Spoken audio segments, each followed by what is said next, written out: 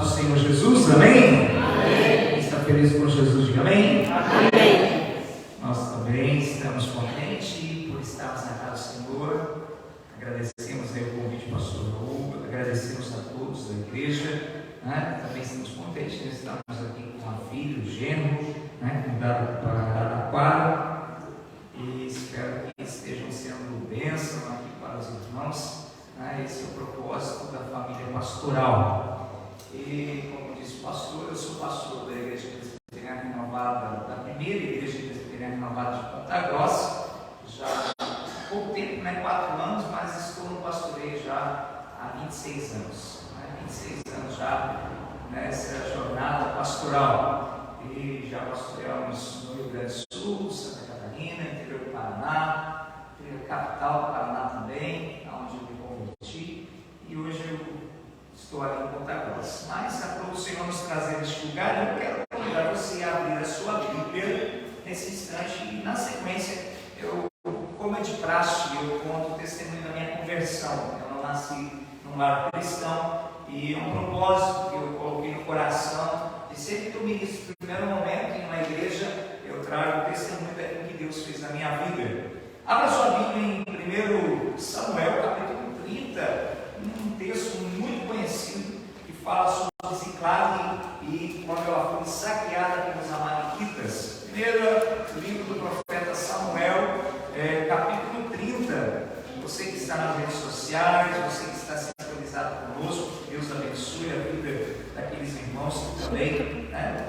Aqui o pastor também chega para cá. Faz a live e tudo mais, né? Deus abençoe grandemente a vida dos irmãos aí. Minha esposa também está gravando aí na minha página pessoal. Deus abençoe os irmãos. Quem achou, diga amém. Amém. Quem não achou, diga pede por mim. Misericórdia, pede por mim. Você que não trouxe a Bíblia, pode pegar e bala aí com o irmão do lado, né? Primeiro livro do profeta Samuel, capítulo 30. 1 Samuel 30, uma passagem muito conhecida, né? E eu gosto muito desse texto, e sempre que eu tenho oportunidade, praticamente é o sermão que nós trazemos aí, com a sua mensagem tão profunda, né? Que fala esse texto. Diz assim: sucedeu, pois, que chegando Davi e os homens que iam com ele ao terceiro dia a Ziclag, já os amalequitas com ímpeto tinham dado sobre o sul e sobre Ziclag, e tinham ferido a Ziclag e tinham posto fogo. E levaram cativo as mulheres que lá estavam, porém ninguém mataram. Repita comigo: ninguém mataram. Ninguém mataram, nem pequenos nem grandes, tão somente os levaram consigo e foram pelo seu caminho. E Davi e os homens vieram à cidade, e eis que estava queimada a fogo, e suas mulheres, seus filhos e suas filhas eram levados cativos. Então Davi e o povo que se achava com ele alçaram sua voz e choraram até que neles não houvesse mais força para chorar. Também as mulheres de Davi foram levadas cativas, Ainoã, a Jezreelita, e Abigail, a mulher de Nabal, Carmelita. E Davi muito se angustiou, porque o povo falava de apedrejá-lo, porque o ânimo de todo o povo que estava em amargura, cada um por causa de seus filhos e suas filhas. Todavia Davi se esforçou, se alegrou no Senhor seu Deus. E disse Davi a Abiatar, o sacerdote, filho de Ahimelech: traz-me, peço-te, aqui a estola sacerdotal. E Abiatar trouxe a estola a Davi. Então consultou Davi ao Senhor, dizendo: perseguirei eu a essa tropa, alcançá-lo-ei? E o Senhor lhe disse: persegue, por de certo a alcançará e tudo libertarás. Partiu, pois, Davi, ele e 600 homens que com ele se achavam, e chegaram ao rio Besor, onde ficaram para trás alguns. E seguiu Davi ele com 400 homens, pois 200 homens ficaram para trás, porque não puderam, de cansado, passar o rio. Versículo 19 ou 18 a seguir. Assim livrou Davi tudo quanto tomaram os amalequitas, também mulheres livrou Davi, e ninguém lhes faltou, desde o menor até o maior, até os filhos e as filhas, e também desde o despojo, tudo quanto lhes tinham tomado, tudo Davi tornou a trazer. Também tomou Davi todas as ovelhas e vacas, e levaram-nos diante ao outro gado, e diziam: este é o despojo de Davi. E chegando Davi aos 200 homens que de cansado estavam, puseram a seguir a Davi, e deixaram ficar no Besor. Esses saíram ao encontro de Davi e do povo com que ele vinha, e chegando-se Davi ao povo, o saudou em paz. Já foi orado, quero convidar você a se colocar assentado, quero testemunhar, como nós fazemos de praxe, testemunhar daquilo que Deus fez na minha vida. Eu não nasci num lar cristão, eu nasci num lar em que os meus avós, por parte da minha mãe, eram cristãos. Meu avô era auxiliar de pastor da Cruzada, que se tornou depois o Evangelho Quadrangular. Eles faziam as tendas. Meu avô era co-pastor, mas a minha mãe não queria saber muito do Evangelho. Meu pai era católico, frequentante, até que um momento ele se decepcionou com uma situação e deixou de participar, não ia. Então, em minha casa, nós não servíamos a Deus, nós não íamos à igreja. Mas com 13 anos de idade, eu fui acometido de uma enfermidade, um câncer, uma osteomielite, um tumor benigno no meu tornozelo esquerdo.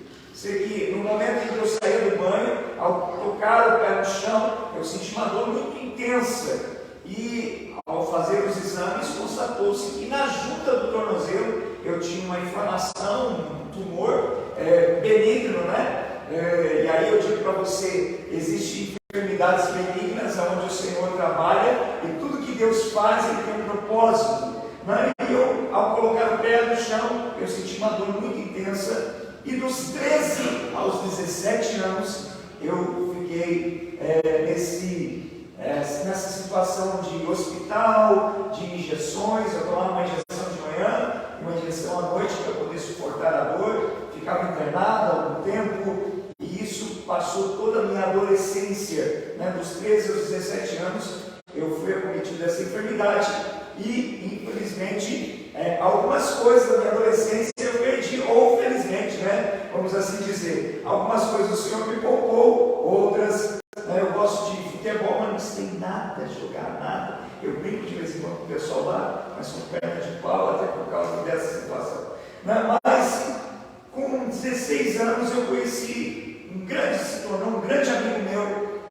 Eu brinco, digo, eu não sei se ele era meu amigo ou estava jogando na minha irmã, porque ele se tornou meu cunhado. Então, se tornou meu cunhado, se casou com a minha irmã, e a gente se conheceu num aniversário de 15 anos.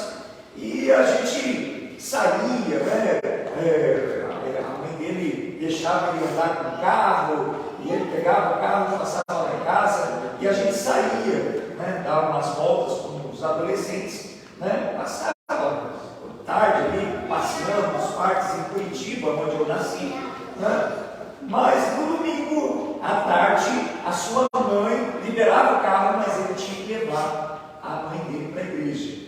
E a mãe dele era membro da primeira igreja presbiteriana renovada de Curitiba.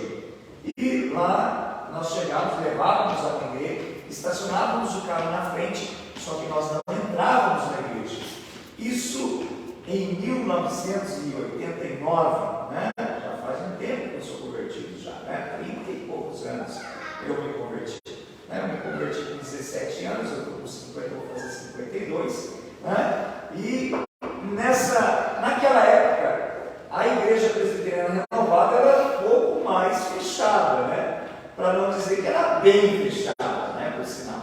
Um pastor de barba, sem gravata, de camiseta aqui na frente, não ia ser um negócio muito aprovado na época. Eu lembro que meu primo, na época, foi tocar baixo de calça jeans e tênis, foi disciplinado. Naquela época era bem mais fechado, assim, na questão de usos e costumes.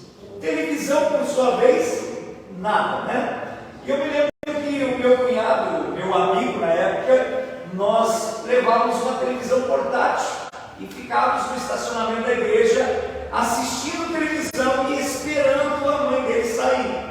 E ficávamos lá assistindo na época uma programação que talvez alguns não vão saber, os Trapalhões. Ninguém sabia. Né? Quem conhece, né, você está ficando já passadinho de idade, também igual eu. Né? E aí a gente ficava lá dentro daquele carro assistindo aquela televisão. De repente, quando terminava o culto, aqueles irmãos saíam, né? E crente é bem curioso, não é? Passavam, via dois jovens dentro do carro assistindo televisão, o pessoal balançava a cabeça, está perdido, esses dois vão para o inferno, aquele pensamento todo, né? Porque assim, infelizmente tem essa situação. Naquela época era muito mais. E aquilo foi me constrangendo de tal maneira que eu falei para esse meu amigo, Márcio, eu não vou mais com você levar sua mãe na igreja. Ele falou, mas por quê? Termina lá a missa, né? Termina lá a reunião deles e termina aquele culto e passa do pessoal, fica um negócio meio chato, né? Tá tudo bem e tal. Continuamos amigos e tal, e eu com aquela enfermidade. Meu pai na época tinha uma banca de revista e eu cuidava dessa banca de revista.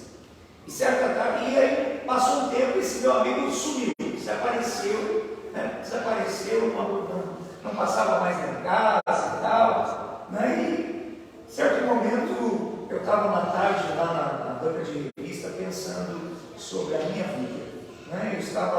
Aquele tumor estava subindo para o joelho, eu estava sentindo dores já no joelho e eles tinham que fazer uma bateria de exames e talvez pelo fato de ser um tumor na junta, não tinha como deslocar e fazer a raspagem, talvez eu tivesse que amputar de joelho para baixo. E eu ali, parado naquela banca de revista, pensando como seria o meu futuro. E a gente tem uma tendência, quando nós não conhecemos Deus, de sempre pensar o pior. Né? Eu não vou me casar, eu não vou dirigir um carro, o que vai ser da minha vida? A gente tem uma tendência sempre a viver aquela novela mexicana, aquela desgraça, aquele negócio terrível. E eu estava ali pensando, de repente, encosta o Fusca vermelho, o Fusca bordô, e desce esse meu amigo. E o Márcio desce e me encontra ali naquela banca de revista e fala, Marcelo, isso era uma quinta-feira, eu acho, era no meio da semana. Marcelo, eu vim aqui porque Deus me mandou falar com você, você precisa ir para a igreja. E aí ele já começou a falar umas línguas estranhas, né? E eu não entendia nada do que estava falando, falei, tá doido, ficou chapado, ficou crente agora, ficou doido. E ele começou então a falar, olha, você precisa ir para a igreja, porque um dia eu fui levar minha mãe lá e eu entrei lá e Deus me pegou e ele já começou a chorar, já começou a falar em línguas estranhas e ali aquele primeiro amor, aquele negócio de evangelizar todo mundo. Hoje em dia está meio difícil crente assim, mas né, nós oramos para que isso aconteça, amém? Aqui em Araraquara, em Ponta Grossa, em todo esse país, em nome de Jesus, principalmente na Presbiteriana Renovada, amém? Aí o que aconteceu? Ele falou assim, olha, domingo eu vou passar na sua casa para te levar na igreja. Né? Ele já estava meio de olho na minha irmã também, né? Então já aproveitou, juntou toda essa coisa e tal. Né? No domingo ele chegou lá às 5 horas da tarde. 5 horas da tarde. Chegou lá às 5 horas da tarde, eu falei, mas escuta, como está começando mais cedo, eu posso lá, né? Ele falou assim, não, eu vim mais cedo para você não dar desculpa. Né? A gente convida às vezes as pessoas para ir para a igreja, mas a gente chega em cima da hora, né? Chega lá, o culto começa às 7 horas, né? Você chega às 6h30, a pessoa, nossa, nem tomei banho, esqueci e tal. Chega às 5 horas, já toma um café na casa da pessoa. Se você é solteiro, estiver de olho na irmã, do fulano, já vai lá na casa do seu cunhado, né? Já está de olho na irmã, já ficou lá. Então já aproveitou tudo. Nós nos preparamos e fomos para a igreja. A primeira igreja presbiteriana renovada é uma igreja grande, tem um tempo assim, aí eu fui pastor lá, tive a oportunidade de ser pastor da igreja onde me converti. Todo mundo gostaria de ser pastor de onde se converteu, mas foge disso, né? Mas eu estava lá, a igreja bem grande e tal, e aonde a gente senta quando você chega a primeira vez na igreja? Aonde? Na primeira, não é lá? Eu sentei lá no fundo. Sentei eu e meu cunhado lá no fundo. Porque eu pensei assim, está bem perto da porta, se precisar correr, bem facinho, né? Já sai ali, já sai pela lateral e vai embora. E lá dentro, os governos, os louvores, o pessoal cantando e tal, né? Aquele momento de oferta, tudo o culto, a liturgia do culto acontecendo. E um pastor carequinha, gordinho, né? Andava para lá e pulava, e vinha para cá e pulava. Agora pergunta para mim se eu prestei atenção no que ele ministrou aquela noite. Sabe por quê? Às vezes a gente entra na igreja pensando nos nossos problemas lá fora. Talvez você entrou aqui pensando nas suas dificuldades lá fora. Deus quer falar com você aqui dentro. Mas Deus é misericordioso. Amém? Deus é um Deus de misericórdia. Ele conhece nosso coração e tem um projeto para as nossas vidas. E ali terminou aquele momento, o pastor falou assim: olha, aqui dentro tem um jovem que está com um problema na perna e Deus vai te curar nessa noite. Eu olhei para aquele meu amigo e falei: mas tu é fofoqueira, né? Daí ele lá falando em línguas e chorando e tal. Ele olhou para mim: o que você está falando? O que ele está falando lá? Aqui tem um jovem assim. Ele falou assim: é Deus. Eu falei para você que Deus ia fazer alguma coisa na tua vida. Vai lá dentro. Eu não vou, de jeito nenhum. Corredor, eu estou aqui no final, vou passar no meio de tudo esse povo aí, não vou. Se ele me chamar mais uma vez, eu vou, talvez. Aí ele falou bem assim: ó, pela terceira e última vez, venha para frente. Porque tudo aquilo que você pensou a seu respeito pode acontecer, mas hoje Deus quer te curar. Deus quer sarar a sua vida. E eu fui para frente, eu recebi uma oração, senti um calorão, senti um negócio estranho, um negócio que eu não sei. Né? Aquela semana eu fui fazer exames e até hoje, nenhuma injeção, nenhum medicamento. Glória a Deus. Foi tremendo. Naquela semana eu fiz esses exames, no outro final de semana eu já estava na igreja. E aí eu já perguntei para o meu cunhado: o que isso aí que você faz? Aí você fala isso aqui em línguas estranhas. E ele já começava a profetizar. Eu falei: mas eu quero esse negócio aí também. Eu quero falar: você quer? Então, ó, jejum e oração. Eu me lembro que eu fiquei 20 dias fazendo jejum e oração. 20 dias, era assim. Começava meia-noite e até meia-noite do outro dia. Daí comia alguma coisa, daí começava meia-noite e 10 no dia e até para o outro dia. Sei que foram 20 dias procurando em busca dos dons espirituais. Meu irmão, nós precisamos buscar. Né? Nós hoje estamos vivendo um tempo de cristianismo meio superficial, cristianismo muito do oba-oba, né? E a igreja não se cobra nada, né? Até porque tem uma frase que eu acho sensacional, que eu li aí há algum tempo atrás. Antigamente, se aquele pastor gordinho, animado, pulando de um lado para o outro, falasse sobre pecado, a gente mudava de vida. Hoje, se eu ou o pastor falar sobre pecado, a pessoa muda de igreja. Acontece lá, não sei se aqui acontece, mas em Ponta Grossa acontece. Você fala sobre pecado, a pessoa tem gente que foge. Então assim, meu irmão, nós precisamos buscar. E aquele meu cunhado, então, foi um instrumento nas mãos de Deus para alcançar. Porém, toda cura, toda libertação, Deus tem um propósito. Deus tem um propósito na sua vida, meu irmão. Deus vai curar a sua vida, vai transformar a sua vida, porque Ele tem um propósito.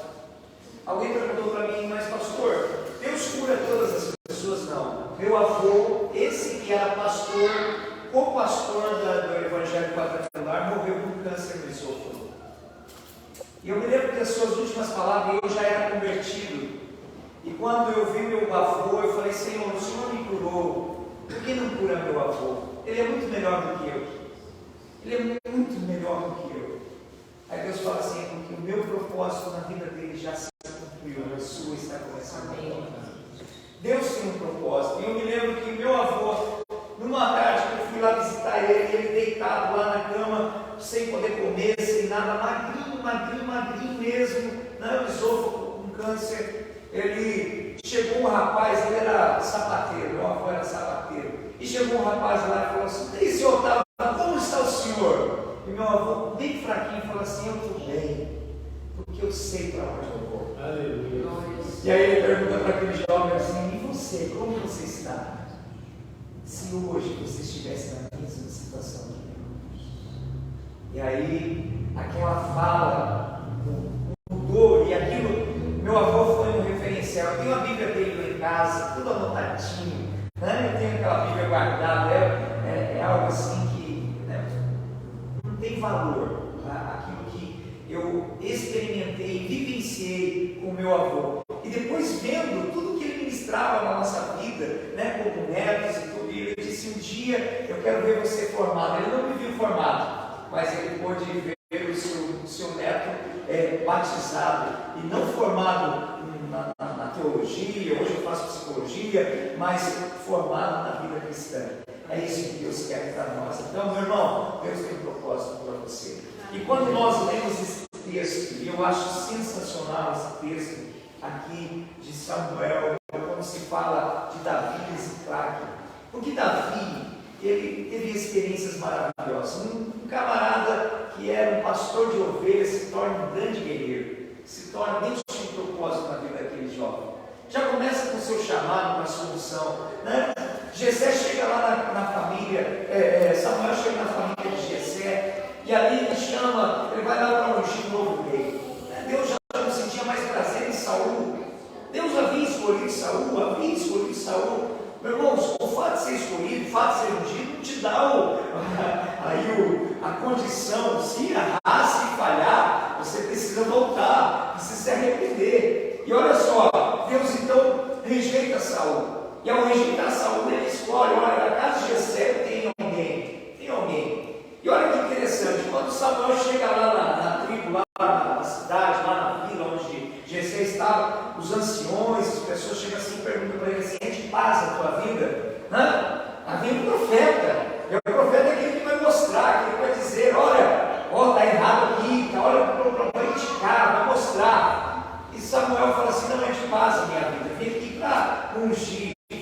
Deus escolheu esse lugar, escolheu a família de Jessé, Jessé tudo cheio, alegre, né? Aí passa o primeiro filho, o Senhor fala: não, passa o segundo, passa o outro, passa todo mundo. Agora o interessante é o seguinte, que sempre que o profeta ia a algum lugar, havia sacrifício, havia oferta, havia festa, não é?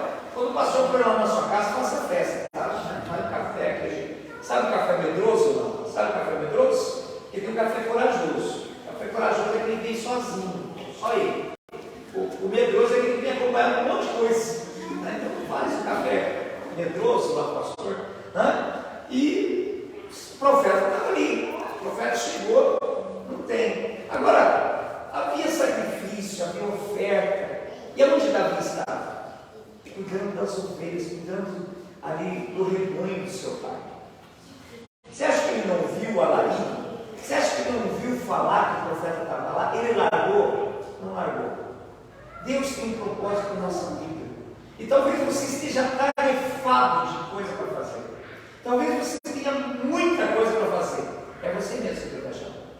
Sabe por quê? Porque Deus não está atrás de vagabundo. Deus chama aquele que tem muita coisa para fazer. Você fala assim: mas eu não tenho tempo. Deus vai achar um tempo para você. Deus vai te fazer encontrar. Então eu digo para você que está aqui nessa igreja, você que está sintonizado, você que é membro dessa igreja, que está sintonizado, volta para casa do Senhor. Talvez você diga assim: eu não tenho tempo, pastor. Deus vai levantar pessoas aqui que lá fora talvez não tenha tempo, mas aqui dentro vai ser um instrumento de Deus poderoso assim como foi Davi. E Davi, de um pastor de ovelhas, se torna um grande guerreiro. Mas sabe que a inveja é um negócio terrível. Saul fica com inveja dele, né? Ele se torna ali um referencial, persegue ele começa a ter crise, ele não sabe. Saul fica na mão dele para ele matar 2 vezes, ele não mata, porque não, ele fala assim: eu não vou tocar no ungido. Quem vai dar conta, se o ungido faz alguma coisa errada, é o ungido que vai dar conta. Nós não fomos chamados para tocar em ungido, não. Nós fomos chamados para pregar a palavra, para levar a fazer a diferença. E Davi, ele não toca no ungido. E ali naquela confusão, toda perseguição, ele entra numa caverna sozinho. Lá Deus trabalha com ele. Deus trabalha com ele, começa a mandar lá para aquela caverna os endividados, só os curva de rio, só os terríveis. Talvez você pense assim: eu quero trabalhar com aquele lá, que aquele é bonzinho. Deus vai colocar um bem pior em você. Bem, os mais difíceis, lá na tua casa, aqueles que são mais difíceis, esses vão ser instrumentos de Deus na tua vida, vão ser o exército que Deus vai levantar. O pastor nem ficou travado agora aqui, né? É esse mesmo. Agora, você pensa assim, que aquele que se acha muito santo, certo. Deus chamou o pecador. Jesus disse isso. Eu vim para os meus não quiseram, eu vim para os bons. Eu não vim para os bons, eu vim para os doentes. Quem aqui estava doente, o Senhor estava? Foi assim comigo. Eu estava cheio de doença física, emocional, psicológica, sentimental. Né? Eu estava cheio de dúvida. Qual seria meu futuro? É Deus que anda com propósito. É Deus quem traz, é Deus quem faz. E Davi ali, todos aqueles soldados. E aí vem essa passagem. Depois de muita coisa, vem essa passagem em que Davi deixa sua família, os seus soldados deixam suas famílias numa cidade chamada Ziclague. Para eles, aquele lugar era um lugar de segurança. Não é? Meu irmão, às vezes a gente deposita a nossa família em alguns lugares que a gente acha que é de segurança. Não, hoje eu não vou levar meu filho para a igreja, eu vou aqui, ou eu não vou levar minha família, ou vou. O que aconteceu com Ziclague? Os amalequitas foram lá e queimaram. Porém, não mataram ninguém. O diabo não tem poder para matar. Ele não tem poder para destruir. Mas uma coisa que eu aprendo nessa mensagem, nessa passagem, é que Deus permitiu que Ziclague fosse destruída. Sabe por quê? Porque Deus não queria que Davi fosse rei de Ziclague. Deus queria que Davi fosse rei de Israel. Meu irmão, às vezes algumas coisas acontecem na nossa vida para que a gente possa entender que tem um propósito maior. Tem um propósito maior.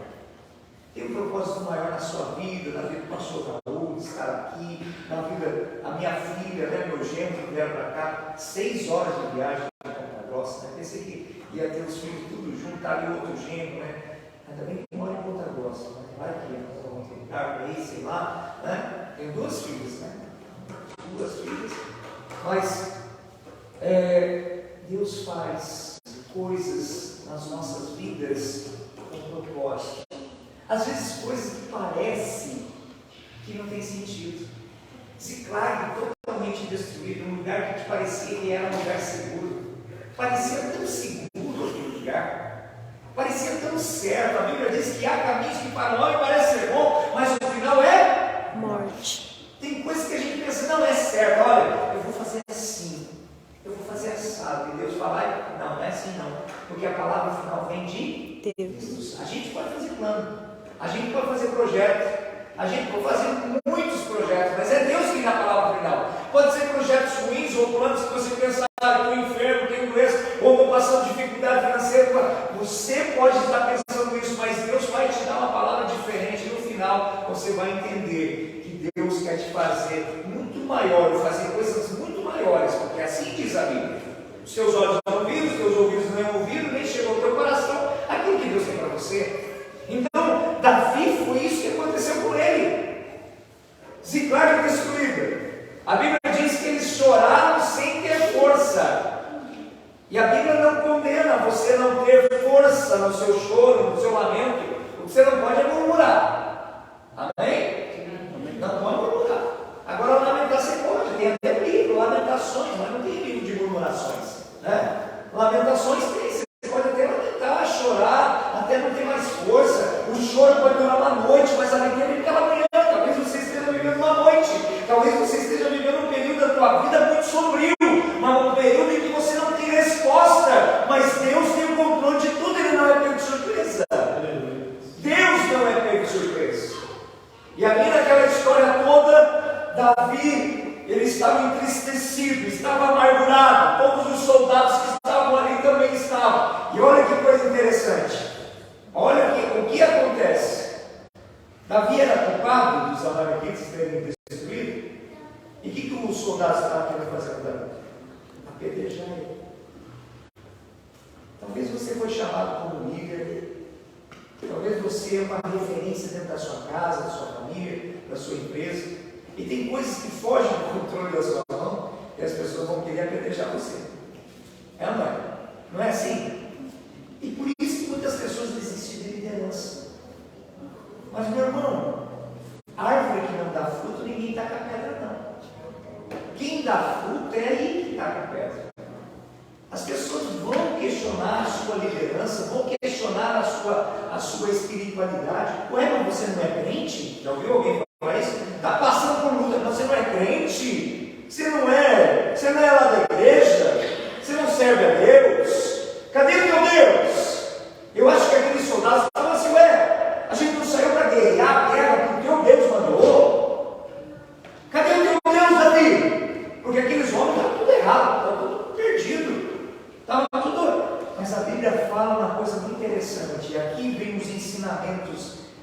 palavra preciosa desse 1 Samuel 30. A Bíblia diz assim: porém Davi se reanimou no Senhor, seu Deus. Olha o que a Bíblia diz. Davi, aqui diz se esforçou, mas há uma outra versão que diz se reanimou no Senhor, seu Deus. Se a gente quer restituição, se a gente quer bênção, se a gente quer de volta aquilo, nós estamos aqui, eu quero de volta aquilo que é meu. A primeira coisa que nós precisamos nos animar é o nosso Deus, porque é Ele que tem a resposta. Às vezes a gente fica animado com um novo pregador. Você veio aqui não é para ouvir o pastor Marcelo, você veio aqui para ouvir aquilo que Deus tem para você, e Deus vai te reanimar, porque é um projeto de Deus para este lugar, é um projeto de Deus para a sua vida. Talvez todo mundo pareça estar contrário, estava todo mundo contrário. Quem se reanimou no Senhor seu Deus? Davi. Foram os soldados? Não foi Davi, só Davi. Davi estava lá no cantinho, começou talvez a lembrar das coisas que ele fez. Olha, venci, derrotei um leão, derrotei um gigante, derrotei um urso, derrotei esse aqui, derrotei aquele lá. Meu Deus continua sendo o mesmo Deus. Teu Deus continua sendo o mesmo. Amém. Então não tem como você ficar triste diante das lutas. O teu Deus continua sendo o mesmo. Então nessa noite se reanime no Senhor seu Deus. Saia desse estado de lamento e comece a perceber aquilo que Deus tem para a sua vida. Comece a entender que Deus tem muito mais daquilo que você imagina. Parece que tudo está contrário. A cidade está queimada, os soldados estavam contra ele. Mudou alguma coisa? Não mudou, mas ele estava animado. Estava animado em quê? Deus que ele servia. Não estava animado com um novo governo, numa igreja, não estava animado com um novo emprego, não estava animado com um casamento, não estava animado, porque não tinha nada, ele não tinha nada para se animar, ele não tinha motivo para ficar alegre. O nosso motivo às vezes não é as coisas que nos servem, ou melhor, nunca foram. Por isso que Jesus disse assim: a minha paz vos dou, não como o mundo vou lá dar. É isso que o Senhor fala. A nossa paz ela independe das circunstâncias que nos servem. Se é enfermidade, se é luta, se é desemprego, se é um problema conjugal, se é um problema financeiro, se é um problema ministerial, se a igreja está cheia ou vazia. É difícil a gente experimentar isso, é difícil. E nesses 26 anos de ministério, já vivenciei muitas coisas. Igreja cheia, igreja vazia. Gente que você ajuda, vira as costas. Você se decepciona com as pessoas, você se alegra com pessoas. Agora imagine se você sentir, às vezes nossas emoções, nossos sentimentos, a nossa condição de alegria ou de tristeza, às vezes está pautada naquilo que nós vemos. Mas não é aí, é por isso que Jesus disse: a minha paz vos dou, a minha paz está dentro do teu coração, as tuas necessidades eu vou suprir todas. E eu acho que é interessante, sabe por quê? Por que o Senhor fala isso? Porque Ele é Pai. Agora, quem é Pai? Ele sabe disso. Seu pai hoje, o seu filho hoje, na hora do almoço, bem na hora do almoço, ele teve que ficar pedindo almoço para você, não? Teve? Não, porque você é pai e mãe. É ou não é? O almoço, a comida, é necessidade? É. Ele precisou pedir a roupa. Você olha lá, o calçadinho dele está meio rasgadinho, você vai lá, dá um jeito, né? Faz uma hora extra, compra um calçadinho novo, né? Compra uma roupa nova, não é? Porque é necessidade. A criança pediu? Pediu ou não? Não. É necessidade. É isso que o Senhor quer. As tuas necessidades você não precisa pedir, não. Ele vai suprir. Agora a Bíblia também diz assim: agrada-te do Senhor e Ele satisfará os desejos do seu coração. Não é? Seu filho pede uma bicicleta. É útil? É necessidade? É desejo. É ou não é? E o que a gente fala para o nosso filho quando ele quer bicicleta? Você tem que se comportar bem. Você tem que passar de ano. Né? Você não pode responder o pai e a mãe. Você tem que comer tudo. É ou não é? Você tem que o quê? Agradar o pai. O filho tem que agradar o pai para ele ganhar o desejo do coração dele. É ou não é? Você quer alguma coisa a mais do que as suas necessidades supridas? Você tem algum desejo no seu coração? Agrada o Senhor. Ele vai te dar. Ele vai te dar. Aquele emprego que você quer, aquela casa que você quer, isso não é necessidade diante do reino de Deus estabelecido na sua vida. Mas o Senhor te dá, mas agrada Ele. Sabe como você agrada Ele? indo para a casa do Pai, orando, evangelizando, fazendo aquilo que Ele te chama a fazer. Amém? Amém. Se você fizer isso, pode ter certeza, Ele vai te satisfazer com os desejos. Você vai ser próximo, você vai crescer, você vai vencer tudo. As pessoas vão olhar, nossa, olha ali, esse aí não era aquele que era, mas ele agradou o Pai. E quando ele agradou o Pai lhe deu muita coisa. Quando o filho, quando você era novo, ganhava bicicleta nova, saía tudo alegre. Por quê? Você ganhou. Deus vai te dar. Amém? E Davi aqui começa então a se alegrar do Senhor, seu Deus. Em quem você tem se alegrado? Você quer restituição, meu irmão? Em quem você tem se alegrado? Ou melhor, por que você tem se entristecido? Se a gente fizer essa pergunta inversa, na psicologia a gente costuma fazer muito isso. Faz a pergunta inversa. No que você tem se entristecido? Tenho me entristecido com meu filho, com meu esposo, com meu trabalho, tenho me entristecido com a igreja. Aí eu pergunto para você, e com Deus? Não, com Deus não. Então onde que tem que estar a sua força? Onde tem que estar a sua visão? Onde que tem que estar o teu foco? Não é em Deus?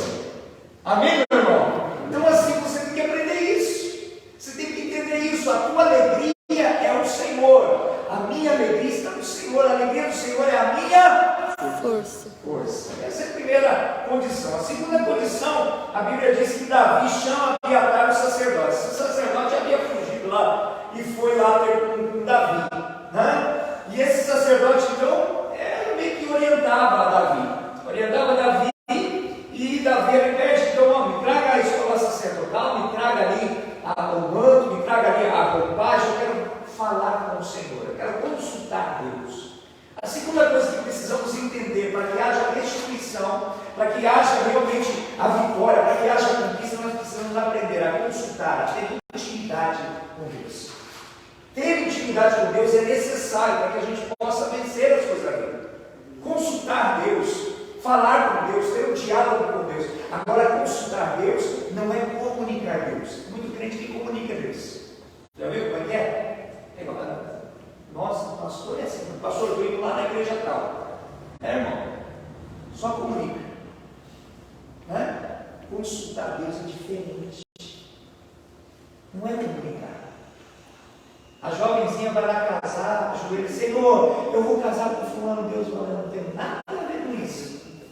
Você não me consultou, a pessoa entra no emprego errado, entra num relacionamento errado, entra numa dívida errada, porque ele só comunica a Deus. Davi foi lá e consultou, buscou intimidade. Um relacionamento com Deus vai te fazer vencer e conquistar as circunstâncias da vida. Vai haver restituição na tua vida, vai haver restituição no teu ministério. Se você aprender a consultar a Deus, a ter intimidade com Deus, e intimidade com Deus, como que é que você tem intimidade com Deus? Quando você se relaciona com Ele. Olha só, Davi estava no meio de uma situação de adversidade, de luta, de dificuldade. Ele se reanima no Senhor seu Deus, lembra de tudo que Deus havia feito. Ele falou, vou falar com Deus, vou falar com Ele. Deus fala ou não fala? Quem é que crê que Deus fala? Eu creio. Ele falou com você hoje? E o que ele disse? Nós precisamos aprender a falar com Deus. Precisamos aprender a ouvir a voz de Deus. O pastor aqui disse que há muitas vozes, Ele comentou aqui, até eu costumo dizer sobre isso, Precisamos aprender a ouvir a voz de Deus. São muitos os conselhos, são muitas as mensagens, são muitas as vozes, são muitos os conselheiros. Precisamos aprender a ouvir Deus. Precisamos entender quem é o bom pastor, quem quer nos conduzir à vitória. Senhor, eu vou perseguir o bando. Senhor, eu vou tomar essa postura. Senhor, eu vou me posicionar. É isso que precisamos aprender nesse tempo. Consultar Deus. Deus vai te dar direção, Deus vai te mostrar. Faça a prova dele, ele diz isso. Faça a prova em relação ao emprego, faça a prova em relação a tantas coisas. Deus sente prazer no cristão que fala com Ele. Deus quer falar com você. Deus deve estar falando com você. Mas são tantas as coisas que passam na nossa cabeça. Ouvir Deus é mais do que escutar. Talvez quando eu cheguei naquela igreja, lá com 17 anos, eu só escutei o culto acontecendo, o barulho acontecendo. Às vezes a gente escuta o barulho, mas Deus quer que você ouça a voz dele. Ouvir é muito mais do que escutar. Ouvir é trazer para dentro da alma, é discernir. As minhas ovelhas ouvem a minha voz. O filho conhece a voz do pai, e o pai conhece a voz do filho. Todo aquele que aceita Jesus, todo aquele que serve o Senhor, todo aquele que levantou a sua mão dizendo: eu te aceito como meu Senhor, como meu Salvador, como meu Pai, como meu guia, como aquele que vai me orientar. Todo aquele que fez isso, deu-lhe o direito de ser filho. E agora me diga uma coisa: volta aos pais. Uma mãe no meio de uma creche, assim, de repente seu filho chora, você reconhece? Deus ouve a tua voz no meio dos clamores. Deus conhece. Ele sabe o que está passando no teu coração. Não fala com Ele. Mesmo que chorando, mesmo que lamentando, clama a mim e responder-te-ei e anunciar-te coisas grandes e ocultas que você não sabe. Clama a Deus. Fala com Ele. Fala com Ele. Fala, consulta Ele, tem intimidade com Ele. Davi chega para ele e fala, e ele consulta a Deus: Senhor, eu vou perseguir, Senhor, eu vou fazer isso. Hoje as pessoas tomam decisão sem perguntar para Deus. Deus coloca sacerdotes, Deus coloca condições, Deus coloca louvores, Deus dá oportunidade, nós temos uma liberdade. Imagine se eu não tivesse entrado com 17 anos naquela igreja e decidisse, talvez hoje eu não tivesse, né? Se eu tivesse amputado a perna. A gente fica relutando contra a voz de Deus. Deus fala. E aí vem um outro ponto. Aquilo que Deus falou: pode ir, pode ir. Você vai tomar posse de tudo aquilo que se perdeu da vida. A outra coisa que nós precisamos entender, precisamos agir diante daquilo que Deus manda fazermos. O grande problema é que a gente ouve Deus falar, mas ficamos acovardados, porque precisa pagar o preço. Precisa pagar o preço. É difícil pagar o preço. É difícil pagar o preço de domingo à noite estar aqui, sendo que talvez amanhã, quer dizer, com certeza amanhã você vai estar trabalhando. Eu estou de férias, né? Amanhã eu vou ficar na casa da filha. E a terça-feira está aí. Mas é difícil. É difícil saber que tem alguma coisa para fazer na igreja e você tem outras coisas para fazer, você tem que pagar o preço. Tem que tomar uma ação, tem que fazer algo, tem que agir.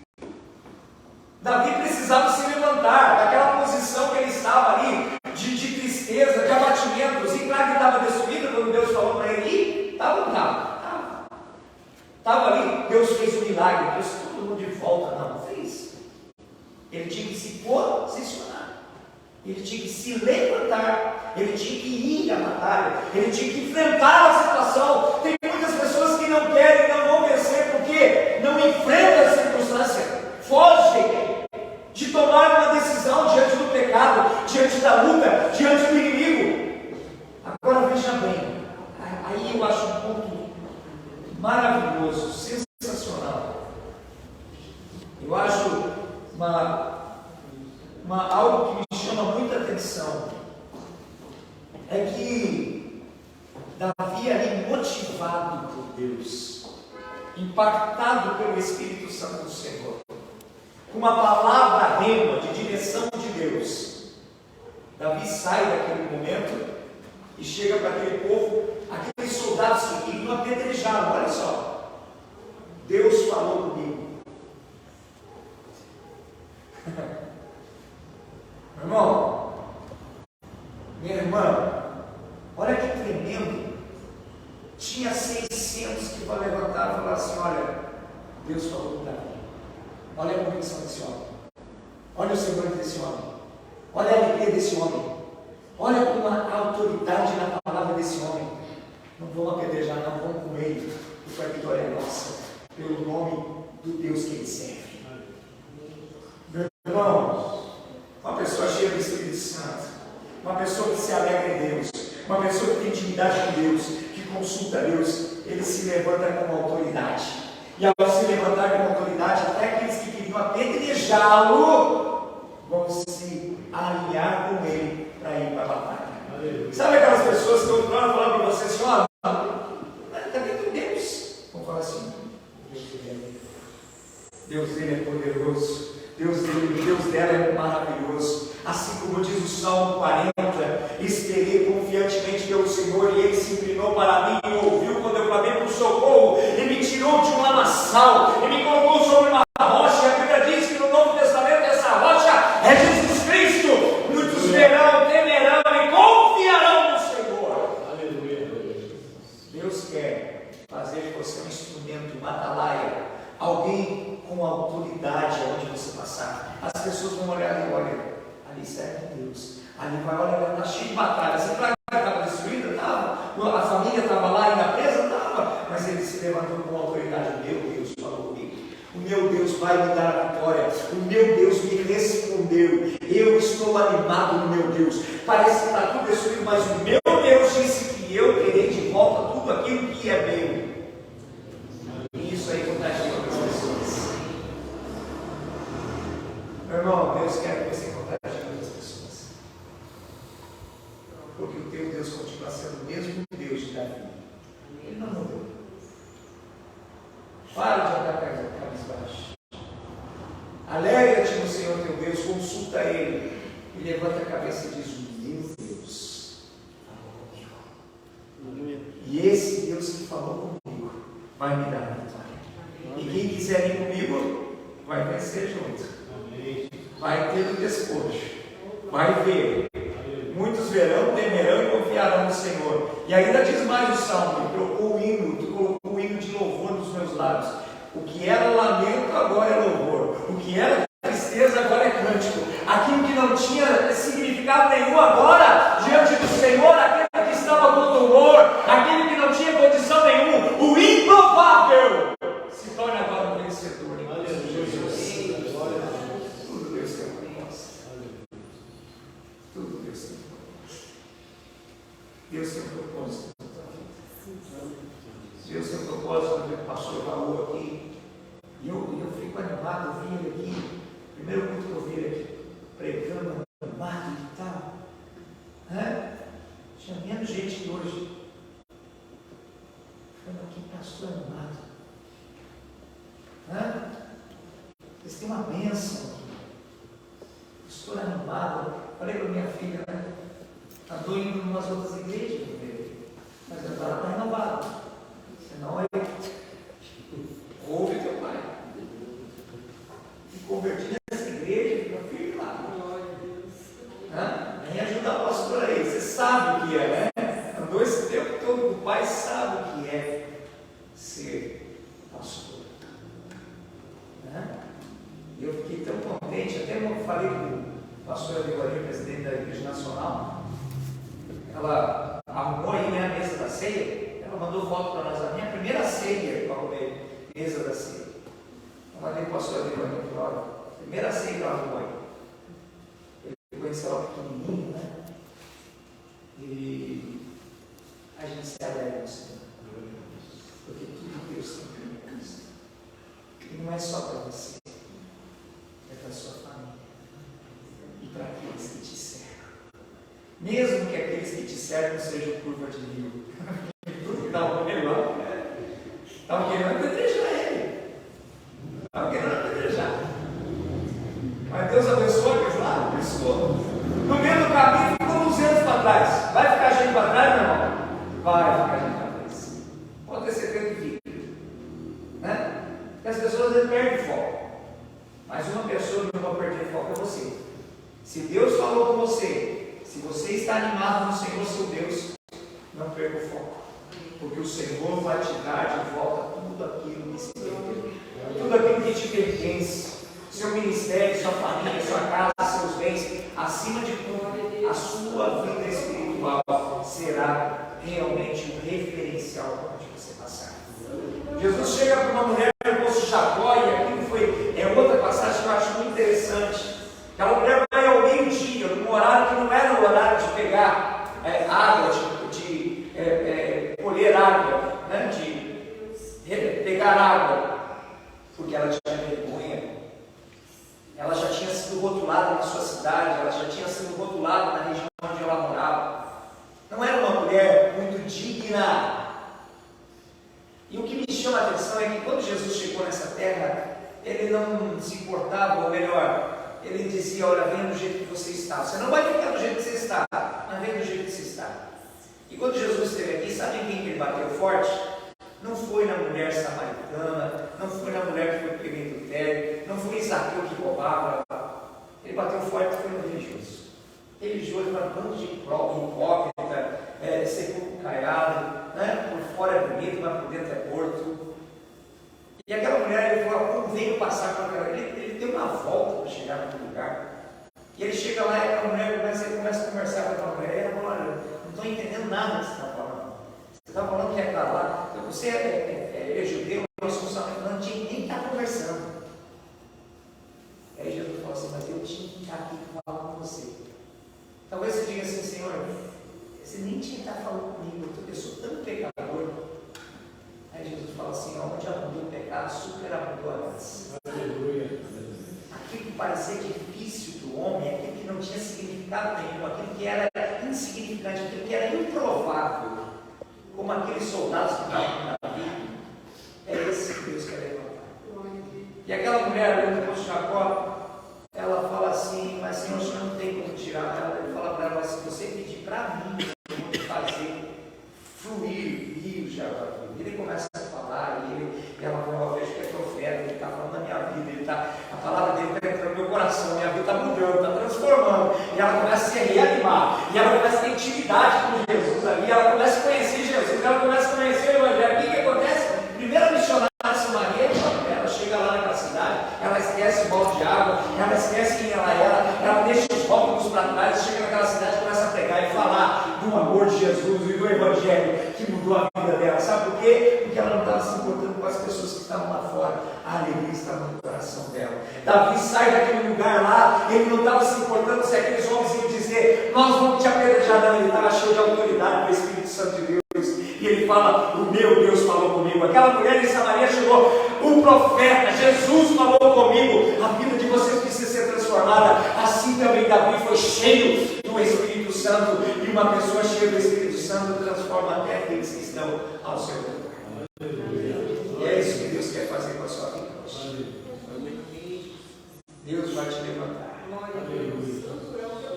Deixa o Espírito Santo te encher nessa noite. As pessoas vão ver em você. Esse tempo vai ficar pequeno para aquilo que Deus vai fazer. Sua família é grande, vai trazer todo mundo para a casa do Senhor, assim, ó. E você vai dizer: eu e minha casa seremos ao Senhor. Amém. Você vai adorar o Senhor. E a Bíblia diz lá no versículo 18 seguinte: Davi conquistou tudo de volta. E até o que não era dele, o melhor que era dos amalequitas que eles pegaram de despojo, eles chegam para Davi e falam assim: Davi, você é o cara, o cara é Jesus para a minha vida. Não, Davi, você é um líder direcionado por Deus. Você é um sacerdote dentro da sua casa. Você é uma profeta dentro da tua casa. Você é um servo de Deus lá no teu trabalho. Você é um instrumento de Deus lá na sua faculdade, na escola, onde você está, onde você estiver. Você é um instrumento de Deus. Olha só, eu faço faculdade do terceiro ano de psicologia. Eu sou a pessoa mais velha da organização. Eu sou tiozão. Nada tudo. Umas meninadas da idade da minha filha. Agora você traz minhas filhas. Eu sou o pastor da turma. Esse semestre me elegeram como representante da turma. Não é só o representante, o tio é o representante da turma. Mas tem um momento lá de oração, de aconselhamento. Por quê? Porque Deus nos chamou para ser sal e luz. Você não precisa ser aquele crente chato. Sabe o crente chato? Não? Sabe o crente chato? Antes de se converter, o cara antes de se converter para encerrar, o camarada chegava e cumprimentava todo mundo. Passava na rua. Ô, daí, aquele futebolzinho, aquela cerveja, lá e tal. Aí depois ele se converte, põe a Bíblia debaixo do braço, e aí pensa que vai absorver a palavra de Deus por osmose. Né? E aí fecha a cara, não cumprimenta mais ninguém. Meu irmão, você precisa ser assim. A alegria do Senhor é a sua. Você acha que Davi saiu de lá daquela consulta com Deus, né? Daquele momento com Deus assim, cabisbaixo, bravo. Deus falou comigo. Sorriso nos lábios, alegria no coração. Os olhos de Davi brilhavam, porque ele viu Jesus, ele viu o Senhor. A presença do Senhor alegra o nosso coração. A gente quer pular, saltar de alegria na presença do Senhor. A gente não é mais carrancudo, sabe por quê? Porque nós temos esperança. Está tudo desmoronando, nós estamos lá, glória, glória, aleluia. É ou não é? O Titanic lá tinha uns pastores, o pessoal que tocava, né?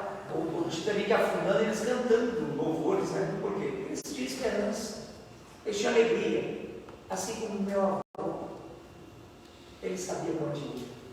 Está tudo bem comigo, porque eu sei para onde eu vou. Está tudo bem com você? Então, meu irmão, bota um sorriso nesse teu rosto, sai de fora e fala: meu Deus, sou comigo nessa noite. Tudo que é meu, Ele vai me dar de volta. E até aqueles que não queriam, não gostavam de mim, vão andar junto comigo. Eles vão também ser abençoados por mim. Porque quando Davi volta, aqueles que estavam bem cansadinhos, lá desanimadinhos, Davi vai lá e fala: fique em paz. O que é de vocês é de vocês. O que é de vocês é de vocês. Nós também vamos lá para abençoar a vida de vocês. Amém? Amém. Eu estou aqui para abençoar a vida de vocês. Alguém que há muito tempo atrás tinha um câncer. Hoje, pela infinita misericórdia de Deus, estou aqui. Porque Deus te propôs.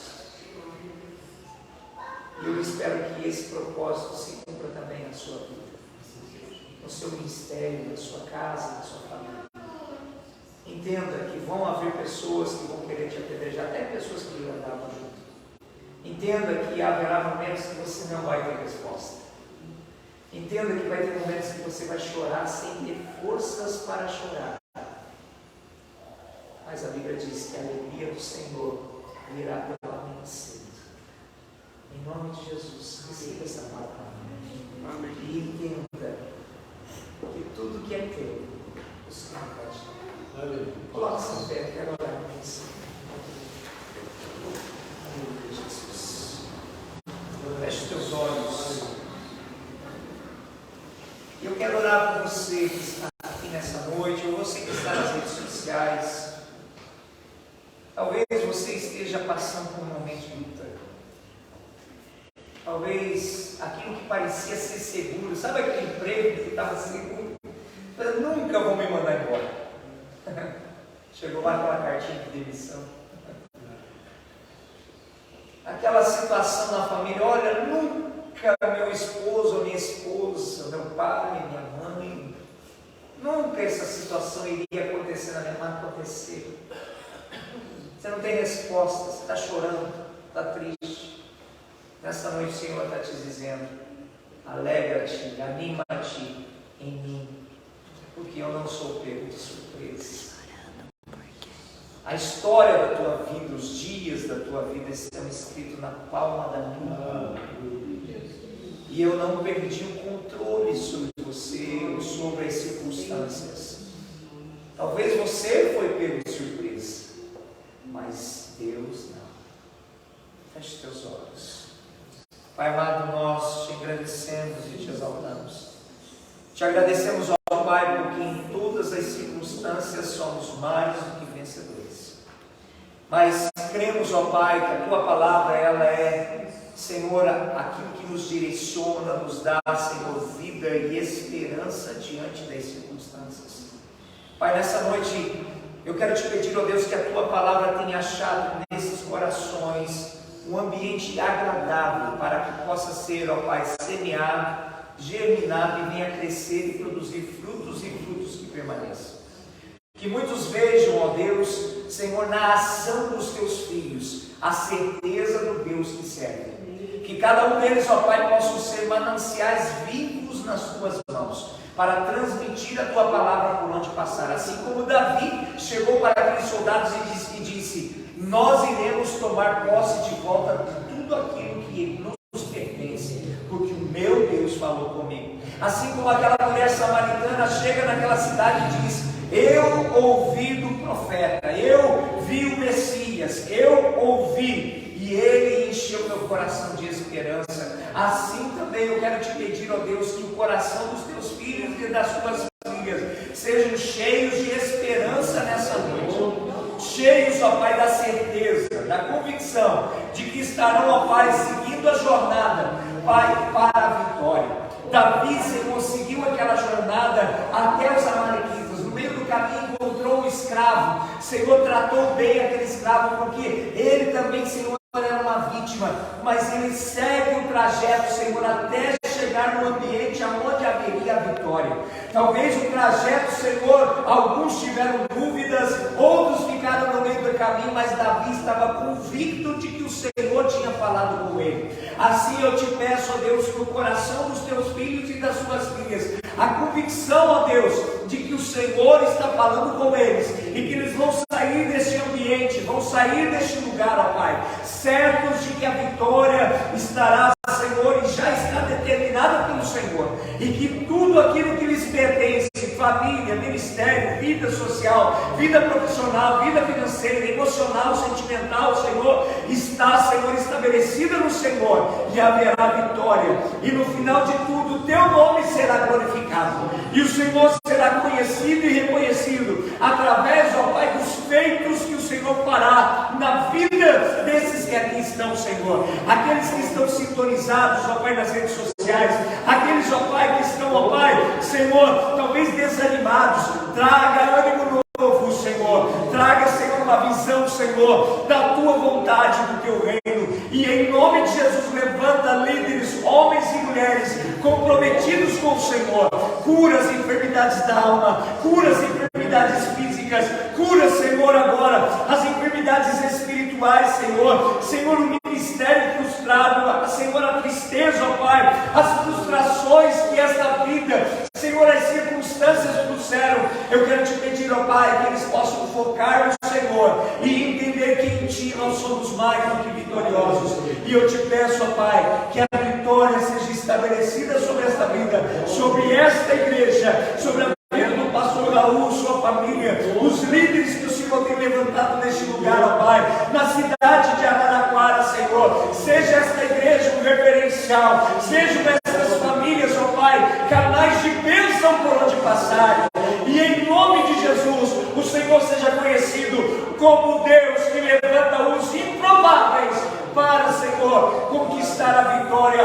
Em nome do Senhor Jesus, derrama da tua unção, da cura, da libertação, da bênção, Senhor, em nome de Jesus, sobre estas vidas, para a glória do Senhor Jesus. Amém e amém, Jesus. Quem recebe essa palavra, diga amém. Amém. Que Deus abençoe sua vida de uma forma especial, na sua casa, em nome de Jesus. A palavra está conosco.